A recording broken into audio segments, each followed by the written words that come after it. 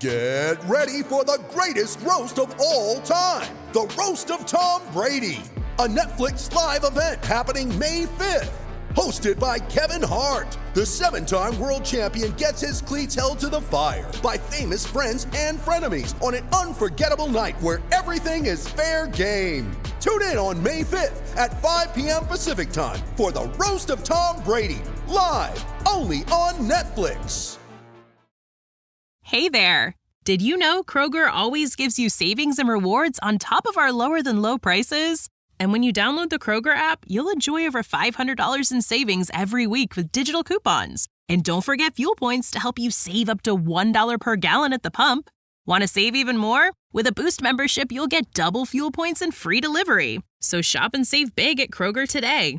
Kroger, fresh for everyone. Savings may vary by state. Restrictions apply. See site for details.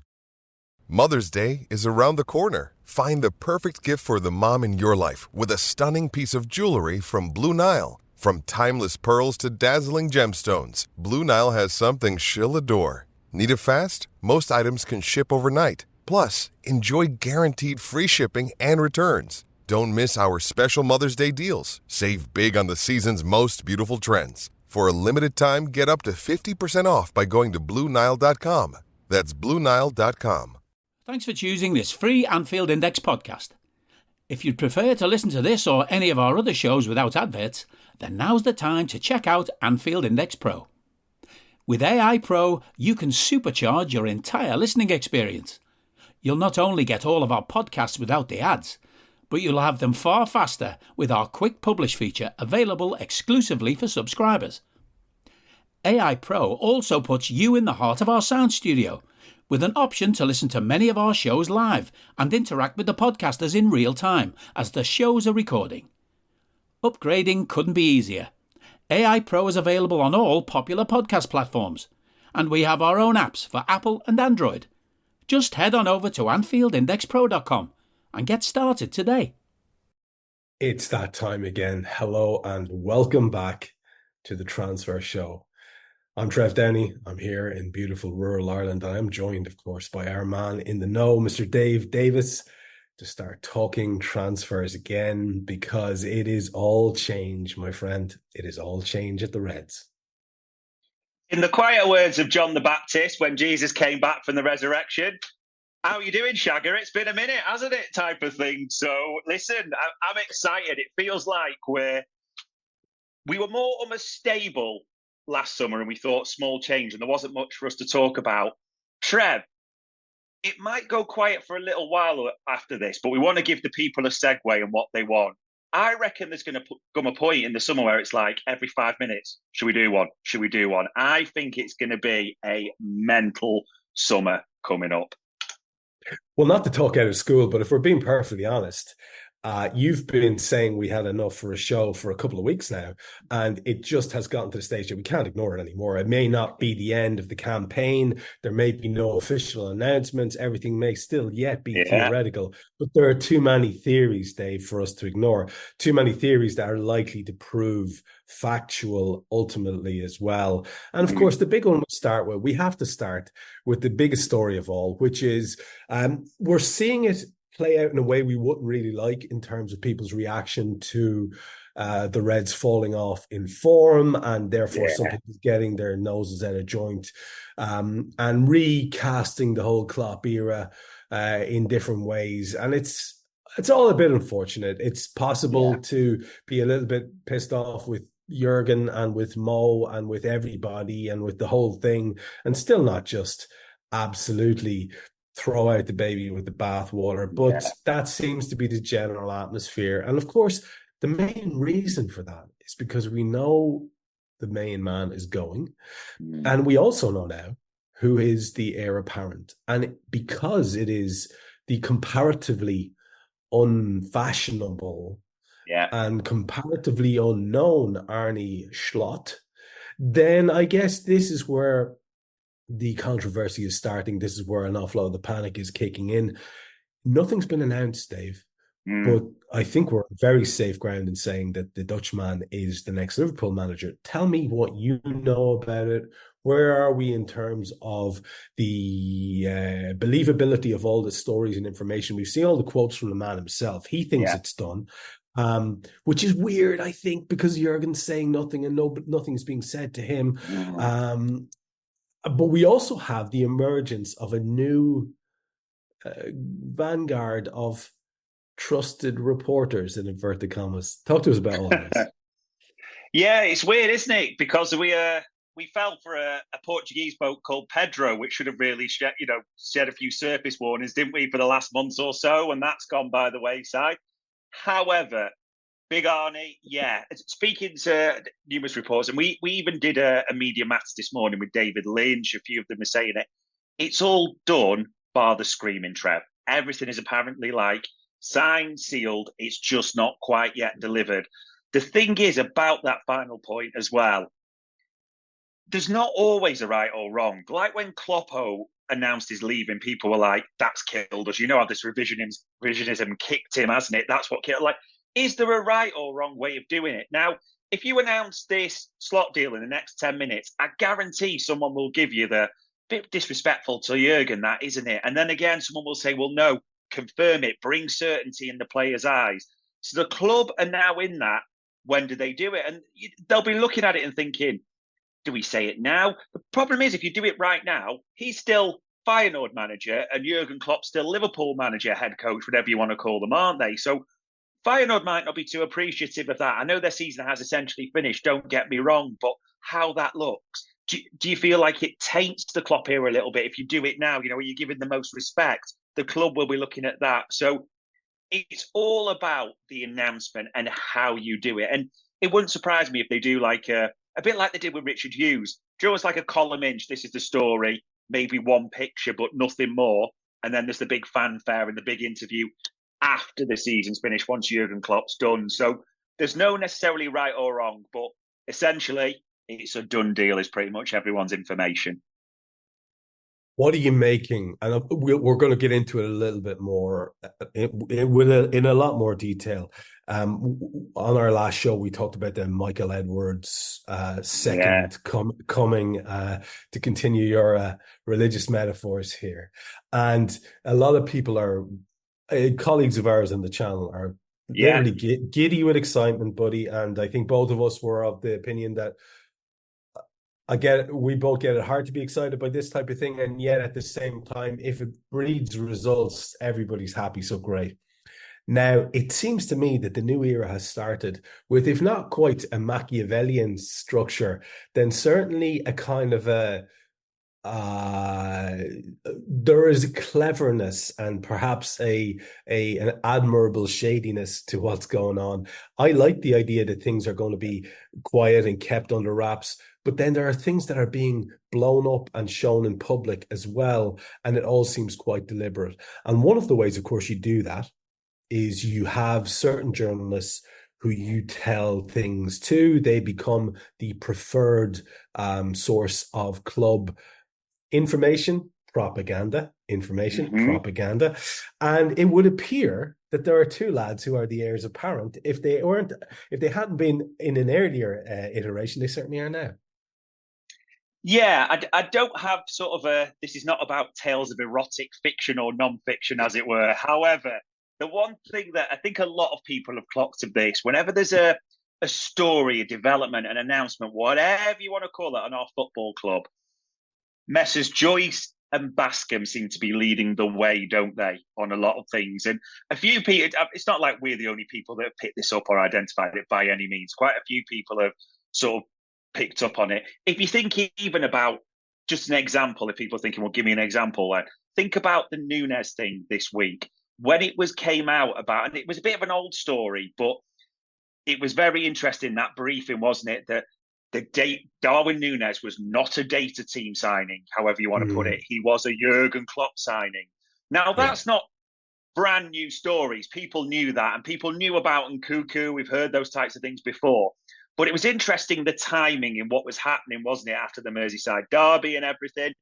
And if you want to look back, if you didn't pick it up, folks, I'll let you guess which two journos put that out at the same time, literally minutes apart. Now, this doesn't mean we know anything sordid. This doesn't mean there's a a bat phone from Michael Edwards' cave or anything like that. But as a lot of people are picking up on, there might be certain journalists that seem to get regular stories and quickly, shall we say, Trev. That's the best way of putting it, I think.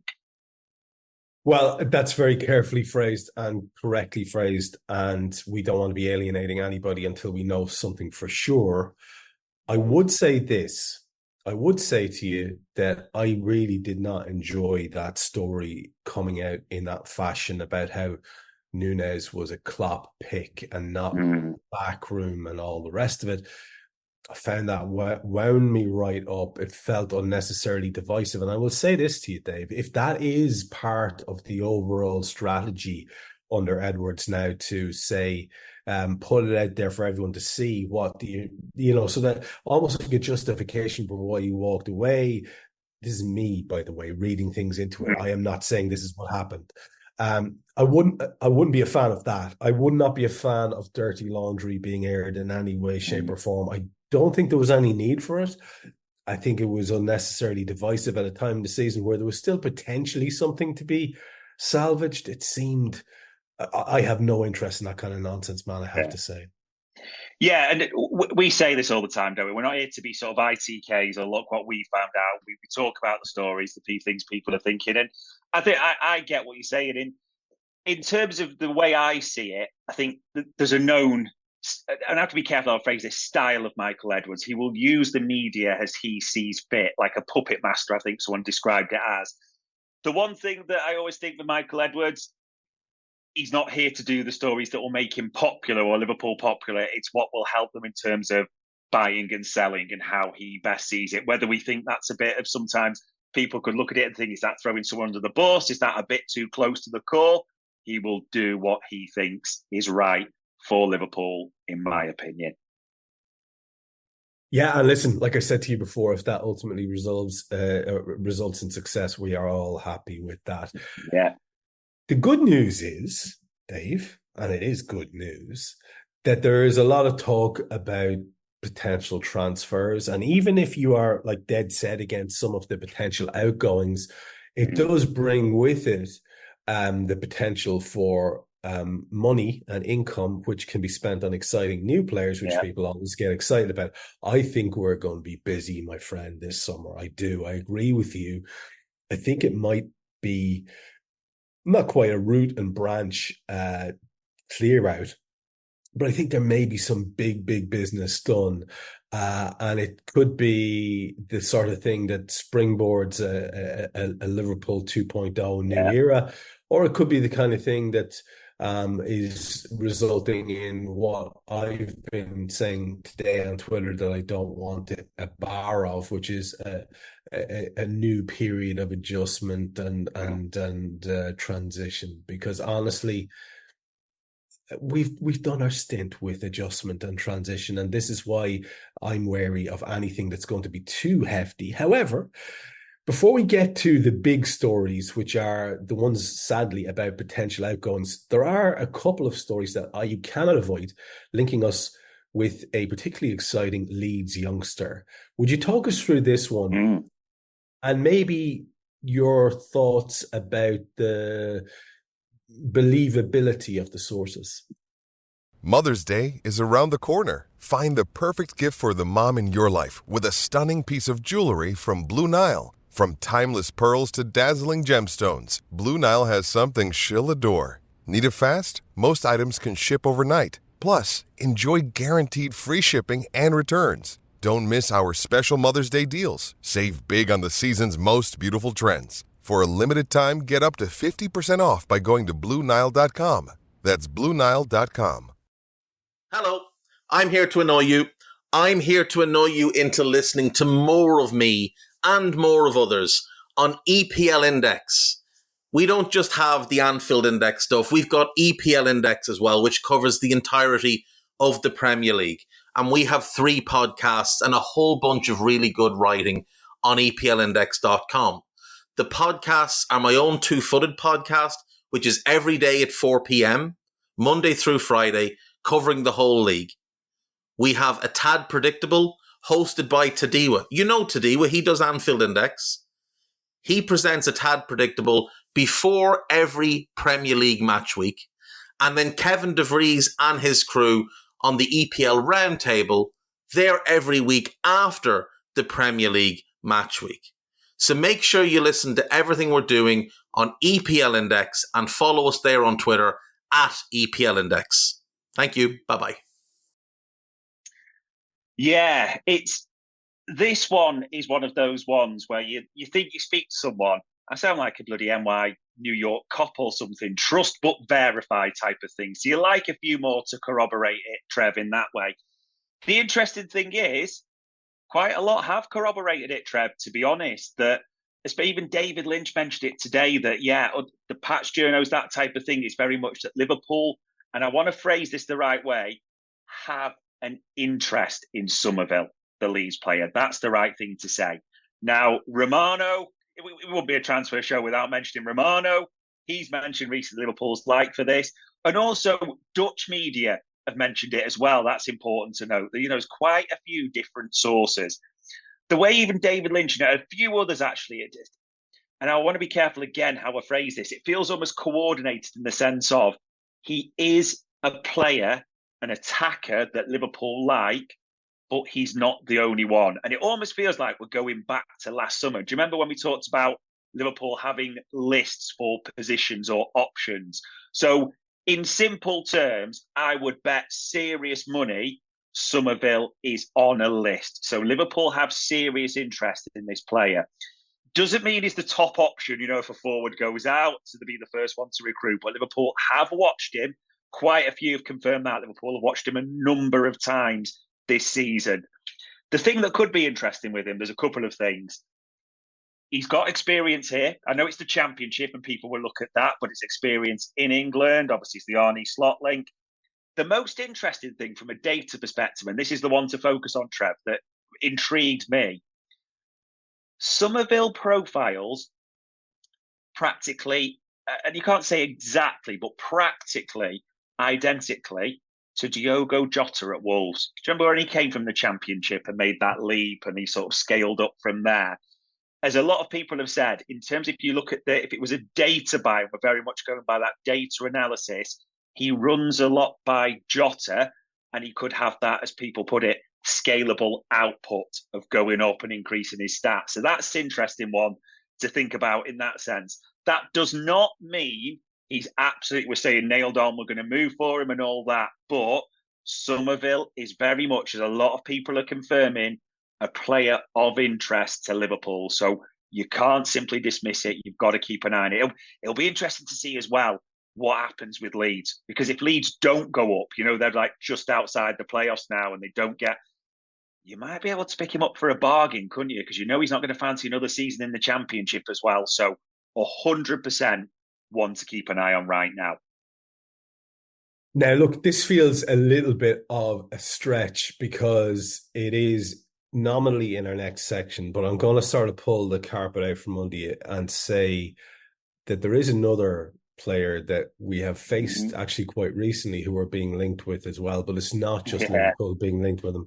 This time a defender. Would you talk us through that story? Because I think it fits quite well here before we start depressing people with all the stories of potential outgoings. Defender, remind me which one. Are we talking about a certain Dutch boy? Is that who we're talking about? Or I've probably lost track of all the ones we've got. We're talking about the same Mr. Romano was mentioning Tosin, and he was talking a little bit about how several clubs were interested in him. Yeah. He is a player that you can get. He's even more difficult realistically because he's a player that a lot of clubs are interested in. I mean, why wouldn't clubs be interested in Premier League proven, good age, free transfer, homegrown centre-back who's 6'5", 6'6"? It ticks so many boxes for so many, especially because, Trev, so some clubs that we know have got the FFP, PSR, whatever you want to call it, issues. There's clubs looking to build. He's in such an interesting position that Tosin, at last update we had, is wanted by at least sort of 6 or 7 Premier League clubs. It will almost be, what does he fancy? And I mean that. Does he fancy going like to one of the top ones? But you're going to be a squad player. Like, say if he comes to us as we want, he's not going to be a starter, is he, realistically? He's a great squad option, a really good one, but you're probably not going to be playing week in, week out. If he goes to maybe, and people will be screaming like, whose club are you insinuating? You call it how you want, people. But if you go to a club maybe not in the Champions League or a bit of a tier down, yes, you could be starting regularly if that's what you want, but you're not competing for the big prizes, if that makes sense. And the other one to even say for Tosin is Milan really like him apparently as well on a free. So if he fancies that challenge to go, he literally, it's strange to say that a centre-half that plays for Fulham, that hasn't always been first choice this season, is really wanted by most of the Premier League and some European big boys. Tosin has got a real pick-em option this summer. I'd like it to be us. I think he's a great move for us, but I wouldn't put confidence in it at the same time. Of course, it will be very dependent on whether or not there's space for him in the squad. And before we start talking about the obvious candidates for transfer away from the Reds, because we know who they are and we need to talk about them because there's some very, very strong stories there.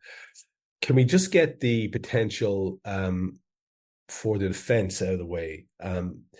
There are no stories linking Andy Robbo away. There are no stories linking Kostas Tsimikas away.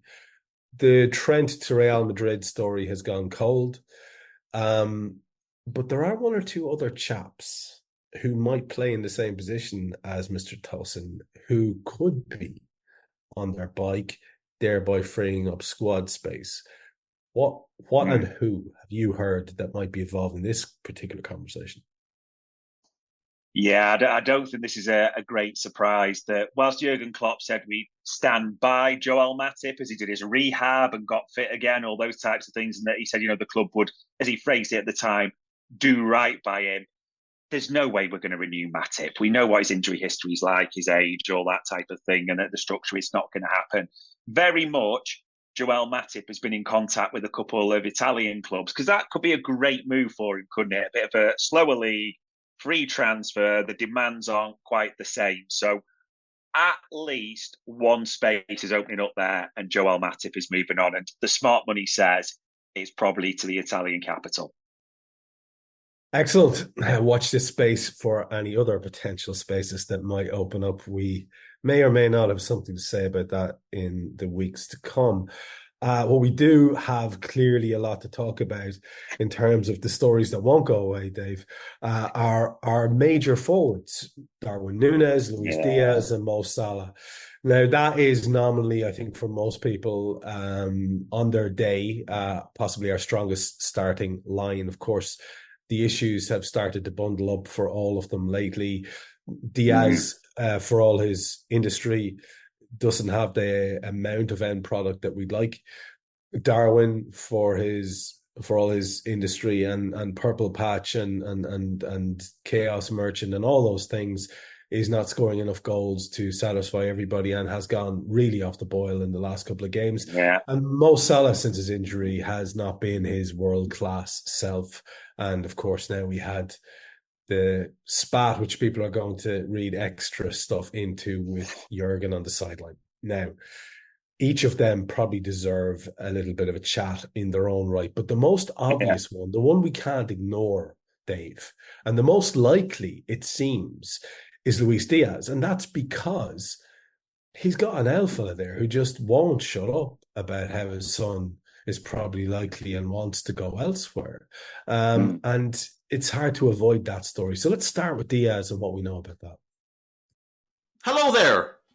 Have you ever found yourself getting ready to watch the Liverpool match? You've got your mates round, you've got your drinks, you've got your snacks, you're all set to go.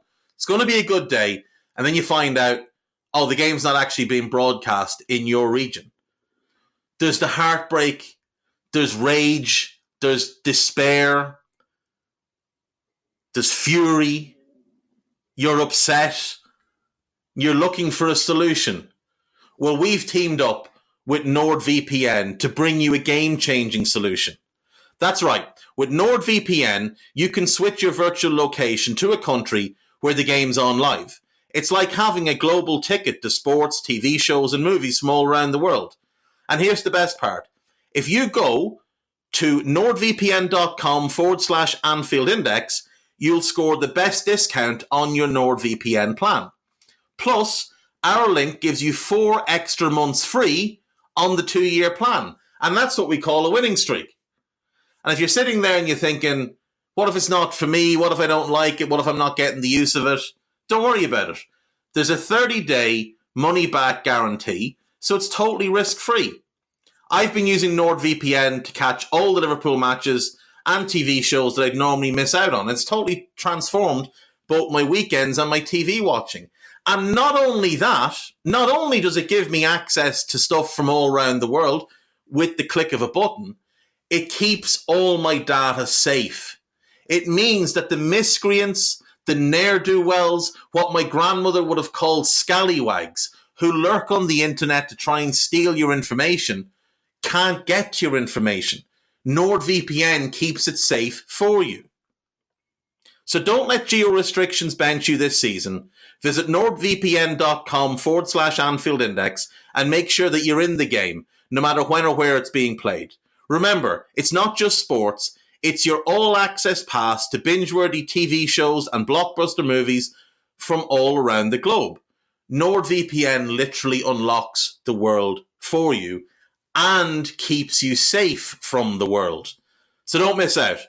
Head over to nordvpn.com/Anfield Index and let the fun and games begin. Yeah, Diaz is I think it's almost in terms of ranking them, I wouldn't be buying any 7 Diaz shirts next season, put it that way, people, or preparing to do that. So, yeah, the old man has obviously fanned the flames with this. We want to do this, but we're happy at Liverpool, blah, blah, blah. I know quite a few journos are saying this, like David Lynch has said it, Neil Jones, that type of thing have intimated that, you know, Luis Diaz's camp have said that the sort of the culture, the weather here hasn't really been something he's been a fan of. So he's not the happiest here. Actually, I'm going to be honest, Trev, and people can call this ITK or whatever nonsense, people, because people are losing their shit on Twitter and everything at the moment, aren't they, anyway? So the thing from digging recently and really sort of has come, the most interesting thing I'd say that I've got this week, Luis Diaz asked to go last summer. Luis Diaz asked to leave Liverpool and I was told, well, if you want to leave, this is what it will take, because obviously we'll need a replacement, etc., blah, blah, blah. Couldn't bring that deal to the table. And do you remember last summer there was talk of like Saudi this and do this and etc., etc. Couldn't get a deal to the table. In fact, the only thing that him and his agent could bring to the table was a loan move, to which the Reds were like, no, that's no use to us whatsoever type of thing for our coffers. Not happening. Now, we come to sort of fast forward to today and where we are. The thing about Diaz is always going to be his output, isn't it? That's the thing people are always going to question. He's got the tricks, he can beat a man, all that. It's goals and assists, big chances created. It's a thing that's labelled against him, understandably, time and time again, especially the way we're going, the way we work with data analysis, the holistic approach. He's the one that's got the biggest question mark around him, whatever you say about the others in terms of output. Now, he's 27 years old. He will have in the summer 2 years left to go on his contract, which we know is that prime point, don't we, where it's like you renew, you sell, because otherwise the value drops and fast. Couple of things to say on that, Trev.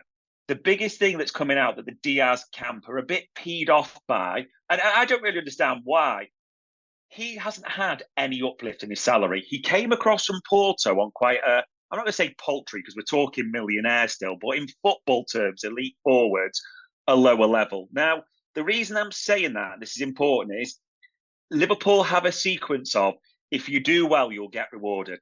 And we saw that with Mane, Bobby, Salah. Even Jota got the upturn, didn't he, the other season? You do the business, you get the rewards, you get the increase. There's been no sort of talks whatsoever with Diaz ever since he came across about an extension and an increase. Nothing. So his camp are peed off by that. At the same time, though, if you're asking to leave, why the hell would we, Trev, be talking in terms of like, you know, wage increases, contract extensions, that type of thing? The other thing to say as well is, we know this, his dad's been talking, PSG and a few clubs have been linked with him. I think the Barca stuff is more fanciful. It feels like he's trying to will that into existence almost, isn't he? That they've not got that many levers, Lewis, but you can try. PSG are the ones that a lot of people are mentioning. Will they come back when Le Petit Chat eventually sods off this summer? And they've obviously got that option to fill. But in terms of that, those were sort of the biggest discoveries. And from what we're hearing about the players we're looking at, like you mentioned, Somerville and all that, I would be mighty, mighty surprised if Luis Diaz is a Liverpool player next season. You know, the PSG thing makes all the sense in the world. You can see him going there, getting the money he wants, pulling up trees actually in Liga and doing really well for himself, and maybe helping the fans to forget the loss of our favorite little fella there. I do think if it was me, I'm just going to be straight up with you, Dave. I think he's a good lad, but I think I'd be very, very anxious for Liverpool to do the business now if they're going to do it, because as you say, at 27, this is the time we're going to get the most possible money for him. It's not like all of a sudden his output is going to surge to levels that we haven't seen before, so we can then cash in on his 30 goals season next season. That's a long shot. So it's now, isn't it? This is the time to cash in on him if you're going to do it. So that's that one. What do you make of the ongoing Salah stories? And is there anything at all, do you think, to the Nunez stories, which were obviously hugely stirred up by that article that we were talking about earlier on, where you know, there was a sort of well, he's a Klopp signing, and then of course the implication is then, and by the way, that felt like scapegoating, shitty scapegoating, I have to say. And of course the implication is then that well, the new boy won't have to put up with this nonsense that Klopp bought, and he'll shift them on. So start with Salah and then move on to Nunez. Yeah, Salah was a weird one because, to be honest, as I told you before, as much as we've done some sort of digging and we could talk about the touchline spat and all that, from a pure transfer perspective and contracts and everything, we didn't really have anything on Salah, did we? It was all like quiet, let's wait and see till the summer. No. That was until today, Trev, and David Ornstein drops one of his bombs, doesn't he, and goes that, yeah, Liverpool are expecting to keep... Now, we've got to be careful how we phrase it, because I think people are linking them. He said Liverpool are planning for next season with Mo Salah. That's the expectancy. He will be at the club, and they would see what had happened from there. Because I see people are reporting that Ornstein said contract. No. Ornstein did not talk about an extension or renewal. He just said Liverpool are planning for next season with Mo Salah, and they'd see what would happen from there.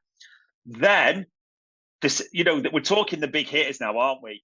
Paul Joyce does the story, doesn't he, to say Liverpool are looking at a potential contract renewal or extension, if you want to call it that, for Mo Salah. But again, doubling down on he's going to be staying next season. You know, again, which, let's be honest, has been against the grain of what a lot of people were leaning towards, thinking and been suggesting. And those are two big hitters.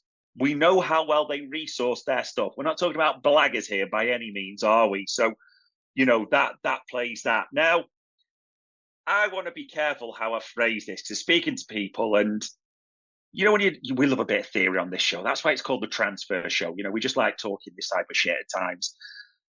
This Machiavellian style thing from Michael Edwards, this plays out well now, whatever, and I'll explain why. If Mo Salah doesn't want to discuss a future deal or anything like that, and says no, as people have suggested, he does just want to ride out this year, and then at least Edwards can see, we tried. He's a legend. He goes, everyone, you know, we've done as much as we can, and we can live with that. If he offers him a new deal, everyone's like, well, what money is he going to offer? Michael Edwards, are we going to guarantee that Michael Edwards offers Mo Salah like a 2-year extension on $350,000? I don't know this, Trev, but would it surprise you if Michael Edwards said, sliding scale, or you've got to hit metrics to get, do you know, that type of thing? And Salah goes, we're not doing that. Well, if we can't make it work, we can't make it work. Again, we tried, it happens. But it's almost now, dependent on how you see it, it's a bit of a game of brinkmanship with the people who want him. You know, Saudis, if you want him, put up the money. because we're prepared to ride that year out and let our legend leave on a free, put some dosh on the table to make us all change our mind. The interesting thing I would say as well, which I think is a bit different to last season. We talked about the Saudi situation so often last season, Trev. It's a diminished product, isn't it? You have to be honest about that. Like, the excitement at the start of last summer is not the same as what it is now. We know how that whole thing, and even that, I know it's not even on our agenda recently, but journalists, you get mixed briefs. Some are like, no, we think they will. But some are saying, well, the appetite, they're not convinced is there for the Saudis, to go hard again. So does that mean they'll come hard back to the table for Salah? Again, it's speculation, but this is what we do on the transfer show. This is the longest way of acting like a Tory politician ever. I can't call it, Trev. I genuinely don't know about you, but I actually think the way they've done it, and it's clearly leaked from the Liverpool side, to do these stories that, let's be honest, when Ornstein and Joyce have got stuff, like, it doesn't just come from nowhere, does it? Let's be honest. So, no, I really don't know on Mo Salah. I really don't know, mate. Long story short. Hey guys, it's Eddie Gibbs from Anfield Index here. I hope you're enjoying this podcast, and I'm sorry to call time on the show before it ends. In the current climate, it's tougher than ever before to offer podcasts for free. At Anfield Index, we produce over 75 free shows every month, which I'm confident is unparalleled in the LFC sphere. Whilst we'd love to offer everything for free, the production costs now make this impossible. That said, we don't want to follow the model of other channels and lock all of our content behind a paywall. So what we've decided to do is to continue offering every show for free, but cut that offering to 30 minutes on our longer shows. So to get all of our shows in full and enjoy the best of everything we have to offer, we really hope you'll consider supporting the channel and signing up at AnfieldIndexPro.com. For about the price of 1 cup of coffee, you'll get every podcast in full with 0 ads. You'll also get access to our LFC VIP community, where you can enjoy live podcasts, engage with our podcasters, and chat with other Reds in real time. So that website again, AnfieldIndexPro.com. Join today. Sports Social Podcast Network.